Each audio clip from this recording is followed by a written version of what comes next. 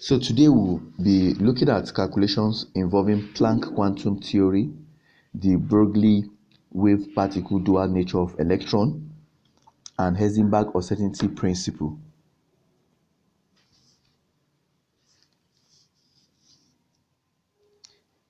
Now, according to Planck quantum theory, energy is not continuous but occurs in discrete amounts, that is, in packets called quantum or photons. Now, mathematically, energy is expressed as E equals to Planck constant multiplied by frequency. Planck constant is given by 6.63 times 10 to the power minus 34 joules second. So we've taken our first example based on this quantum Planck equation. And the first question is, what is the energy given the frequency of quantum energy to be 4.57 times 10 to the power 14 per second? Now, the first thing you do, you write your solution and then collect your data. For instance, in this question, we are asked to calculate energy. So energy is not given. Frequency is given to be 4.57 times 10 to the power 14 per second, and then our Planck constant is already a constant, which is already a standard value, is 6.63 times 10 to the power minus 34 joule second. Now, applying the Planck equation, E is equals to 6. Now you put in the value of Planck constant, which is 6.63 times 10 to the power minus 34 times 4.57 times 10 to the power 14, which is the value of what of the frequency that was given. Then when you multiply 6.63 by 4.57 times, now we have 2 10. According to the law of indices, you take one of the 10 and then the powers minus 34 and then 14. There's a multiplication between 10 and the other 10, so we're going to put plus. So it's going to be 10 minus 30 raised to the power minus 34 plus 14. Then 6.63 times 10 times 4.57 will give us 30.3 approximately. Then multiply by 10, then minus 34 plus 14 is equals to minus 20. Then the energy now is equals to 3.03. Now, because we want to turn it to what a standard form, so it will no longer be at 30.3, so making it 3.03 times 10 to the power 1, because we are shifting to the we are shifting by 1. Then after that, that has now made it to become 3.03 times 10 to the power 1. Then we have our 10 raised to the power minus 20 that we're coming with. So 3.03 times 10 to the power 1 plus, then there's a minus there, minus 20. So that plus minus there will become what? Minus. So we'll be having 1 minus 20. So our energy now is 3.03 times 10 to the power minus 19 in joule. So the energy, the energy now here is 3.03 times 10 raised to the power minus 19 joule. Now, we'll be looking at the second part of our calculation, which has to do with the Broglie suggested the Broglie equation, that is the wave particle dual nature equation. Now, according to the Broglie, he suggested that a wave particle dual nature of an electron, just as light, that is what he suggested, that then he calculated the wavelength of an electron in terms of its mass. So as a wave, his equation conformed to the Planck quantum mechanical equation earlier mentioned, which was E equals to, that is E, which is energy, equals to Planck constant multiplied by frequency. And we also have this wave equation where we have frequency equals to velocity or speed divided by wavelength. Then as a particle, because we're considering electron or matter as what, as wave and also as particle, that's where the dual nature of an electron or matter comes in. So now as a particle, it conforms to Einstein equation, and the popular Einstein equation is E, that is energy, equals to mc squared, where m is our mass while c is the velocity. Then when you equate these two equations, that is the equation from Planck and the equation from Planck and the equation from Einstein, will now lead to the Broglie equation. Now look at it. From Planck, we have E here, and also in Einstein we have E. So that means frequency times Planck constant is equals to mc squared.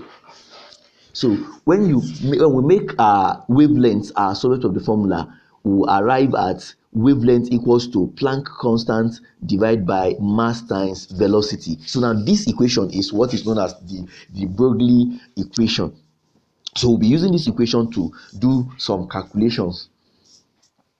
And mind you, this symbol is lambda, and it stands for wavelength.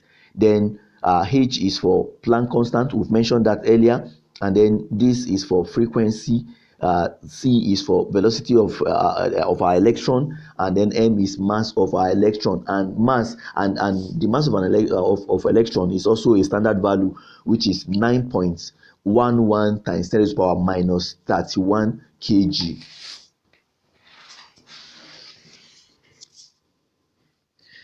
Then the third aspect of our calculation will deal with the Heisenberg equation. That is the Heisenberg principle of what? Of uncertainty. Now, according to Werner Heisenberg in 1927, he proposed the uncertainty principle, which suggested that it was impossible or difficult to know with absolute certainty the position, that is the location, as well as the momentum, that is mass times velocity, of an electron. Now mathematically he gave this equation, that the uncertainty of location multiplied by uncertainty of momentum is greater or equal to reduced Planck constant. Now that sign is the sign of this symbol is symbol of reduced Planck constant divided by 2. Now to rewrite the uncertainty principle in terms of Planck constant, not the reduced Planck constant. Now the reduced Planck constant is equals to Planck constant, that is the main Planck constant, divided by 2 pi. So when we substitute h, that is the Planck constant, divided by 2 pi for the reduced Planck constant, we are going to have uncertainty of location multiplied by uncertainty of momentum greater or equal to h over 2 pi divided by 2, because we have replaced the reduced Planck constant to the main Planck constant divided by 2 pi. So when we solve this, when we resolve this equation, when we resolve these fractions, now it's going to give us h over 4 pi, because we are going to have h over 2 pi divided by 2 over 1. This is division. So now when we turn it to multiplication, 1 will go up while 2 will come down. Then we multiply h by 1, we have h, and then 2 pi by 2, we have what? 4 pi.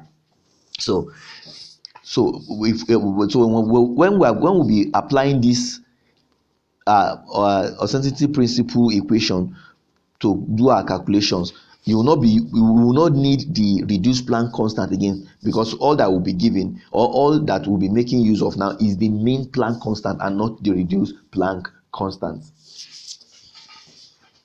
Let's move ahead. Now I have some work examples I want us to also look at. Now the first work example is find the de Broglie wavelength for an electron moving at the speed of 5.0 times 10 raised to the power 6 meter per second. The mass of electron is given to be 9.1 times 10 raised to the power minus 31 kg. So you write solution, and then you recall your formula, which is wavelength equals to Planck constant divided by mass times velocity. Now you collect your data. What are the data to be collected? If you look at from the equation, you can see that we have mass, we need mass, and the mass is given to be 9.1 times 10 to the power minus 31. We need velocity, which is also given to be 5.0 times 10 to the power 6. We also need Planck constant, which is already a constant which we can just get pick.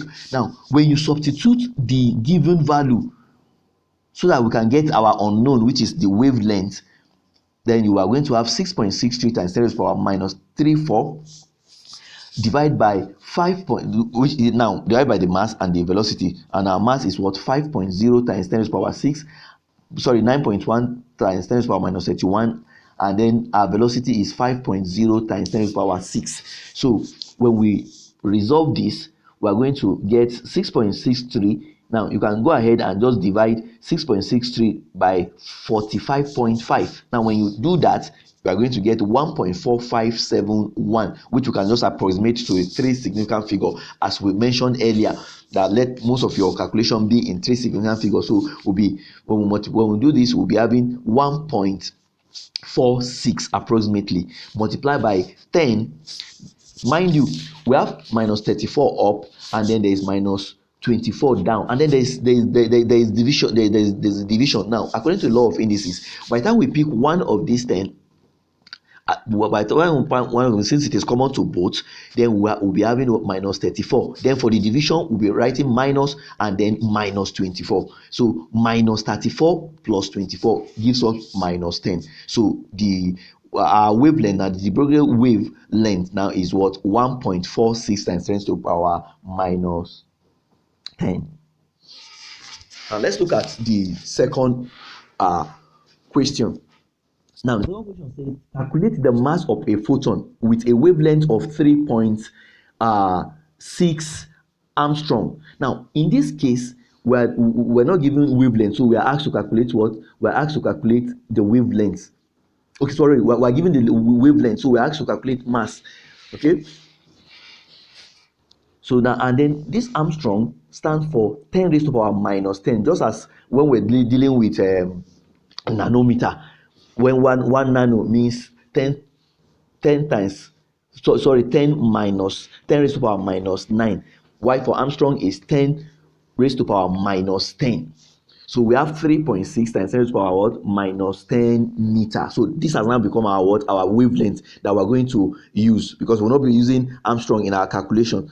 Okay, but we can use meter in our calculation, since we have speed or velocity, which is in meter per second. So we must, that is why we just have to convert this to what? To meter. Now, and our velocity is also what? Given, which is what? 3. Okay, it's not given, but is a standard value for light or electron here, which is what? 3 times 10 to the power what? 8. Now, when you apply the formula here, the Broglie formula, what you need to do is what? You make m, since it is mass we're asked to calculate and not wavelength, so we have to make mass the subject of the formula. Now, how do you make mass the subject of the formula? Now, since here is a fraction, just make here over 1. Then after that, you cross multiply. When you cross multiply, we'll be multiplying mass, velocity, and wavelength on one side, and then h and 1 on one side. Okay, so since it is mass you are looking for, that means wavelength and speed had to leave this side. So you divide both sides by what? By wavelength and speed. So divide there by wavelength times speed, divide there by wavelength times speed. So that for mass now is equals to what? H over wavelength times velocity. Okay, now that we have gotten the relationship between mass, Planck constant, wavelengths, and speed, we can now input the values that were given to get this our unknown, which is mass. So we input this for Planck constant. Now we put 6.63 times 10 to the power minus 34 over 3.6 times 10 to the power minus 8. Okay, 3.6 times 10 to the power minus 10 times 3.0 times 8 times 10 to the power 8. So by the time we resolve it, also when you divide 6.63 by 3.6 and 3.0, you know, 3.6 times 3.0 is 10.8. So when you divide 6.63 by 10.8, we will now get what? We get 0.614. Okay, then when you divide this, that is, you remember what we did with based on law of indices. Okay, 10, we take one of the 10, so we have minus 34. Then we have divide with, that is another minus for us. Okay, that is another minus for us. Then so from there, now we now have this minus 10 plus 8, which is what? Minus 2. Then by the time we do minus 34, then we have minus minus. You see, minus minus is plus, so making it minus 34 plus 2, which now give us minus 32. Now when we change this or convert this to standard form, it's going to be what? 6.14 times 10 to the power minus 1, because we are moving to the next we are moving this decimal point to after 6, so that it can become so that it can now come out in a standard form. So here we now have minus 1, and already we know we have minus 32. Okay, so minus 1 plus, because of these times, then minus 32. We now have what? Minus 1 minus 32, which is what? Equals to minus 33. So we have 6.1 times 10 to the power minus 33 as the mass of the photon that we have calculated. Now let's go to the next question, where we are asked to calculate with minimum uncertainty the velocity of an electron whose position is assumed to be 1.0 times 10 to the power minus 11. Now all we need to do now, we'll be also introducing a new relationship, which is the relationship between momentum equals to mass times velocity. Because I've told us earlier that momentum here means mass times velocity, but we'll still be using our uncertainty principle equation, which is uncertainty of location multiplied by uncertainty of principle of momentum equals to Planck constant divided by 4 pi. Then we have our Planck constant, we have our pi. Then by the time we make use of the formula, we now have we now get momentum, because as soon as we get our momentum, then the velocity can now be what? Easily found. We can now calculate what? We can now calculate our velocity. So now when you substitute all that we have gotten, all that we're given, we'll end up having 5.25 times 10 to the power minus 1 times 10 to the power minus 23. Okay, so now let's continue. So at the end of the day, we'll be having 5.27 times 10 to the power minus 24 as our momentum. Now to get our velocity, all we need to do is simple. We just make our velocity now, that is of the sort of the formula, divide both sides by m. So we now input our value. When we input our value, at the end of the day, we'll get 5.79 times 10 to the power 6. So you can follow. So if you have any question, you can ask as we proceed in the class. Okay, then we have class activity, which is meant to help you consolidate what you have learned in the class. And you can see that I've also given you the expected answer, but don't just solve just to get the answer. Make sure you don't just use the answers to do your work. Do your work, then when you have gotten your own results, you can now compare it with the answer that I've provided. So we have 4 questions here, but one is on wavelength, one is on minimum uncertainty of position, and then one is on mass, to calculate the mass of a body, and the other one is on also what? On energy. So we have touched all aspects of the questions that we want to do. So we have come to the end of the class, and the next class will be having another interesting topic to learn. Okay, until then I remain your facilitator, Sunday Ibrahim. Thank you.